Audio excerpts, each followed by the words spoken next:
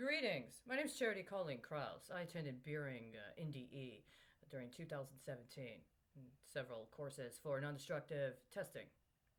I'm contacting anybody who was a former student of or current student of Beering NDE as a fellow student, and also in consideration of some things that have happened since 2017 that may have had an impact on your certification and your prospects post certification. In 2017 and 2018, there was an arrangement that was made by the Texas Workforce Solutions via the legislature with something called the Windham School District.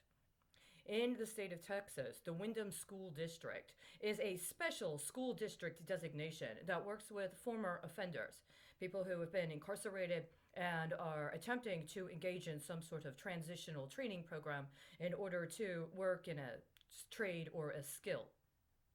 Now, not everybody that went to Beering NDE went there through a grant from the Texas Workforce Solutions.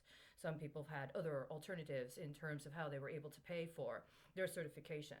But some of us did. And if you were in our class, then you received the same instruction we did, but may have had a different payment arrangement than we did. I have been investigating for several years what I understand to be acts of securities fraud connected to disabuse of my certifications in non-destructive testing. Now, I had my actual physical paper certificates stolen while I was in the street. I've attempted to report them, and I've attempted to deal with that in the manners that are available to me, including by going to federal agencies who may have a need for some of the techniques that were involved and may have a material interest in assuring that any acts of securities fraud associated with my certifications in non-destructive testing are attended to formally and forthrightly. If somebody has been formerly incarcerated and is attempting to make a transition into the workforce, that should be supported. But some of the techniques we study do have national security implications. It would be very unfortunate if somebody decided to opportunistically avail themselves of their access to people who have those kind of technical expertise or training in order to try to accomplish nefarious ends. I'm concerned that's exactly what is happening right now.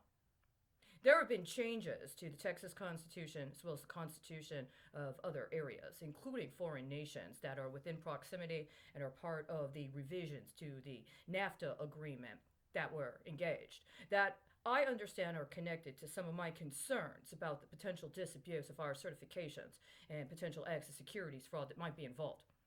I encourage you, if you haven't already, to read some of the changes that have recently taken place with the Mexican Constitution. I trust that you have enough of an understanding to potentially identify how some of them might be disturbing. Then I encourage you to look through changes to the Texas Constitution in the last 5 years.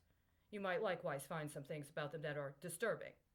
It is not appropriate for us to be categorized and reclassified as if we are running some secret account connected to people who are either incarcerated or who are on watch list, including watch list as narcotics traffickers or people designated as terrorists, so we can be used as derivatives in whatever else they think they have going on.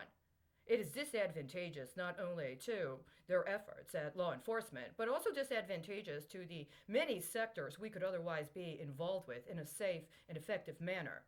I am concerned that this is happening. If you're somebody that was not born in the United States, or that has a passport, or that is connected to operations that are happening in foreign countries, then you may want to take measures to protect yourself in that regard to assure that none of these acts of potential securities fraud are transnational in scope or have multiple implications. If you're somebody that's had to go through a legal proceeding or is in need of medical treatment, I likewise encourage you to do what you can to check on those areas to make sure there's no disabuse there. I appreciate it if you want to share with me any feedback or if you have any other concerns with which I could possibly help you.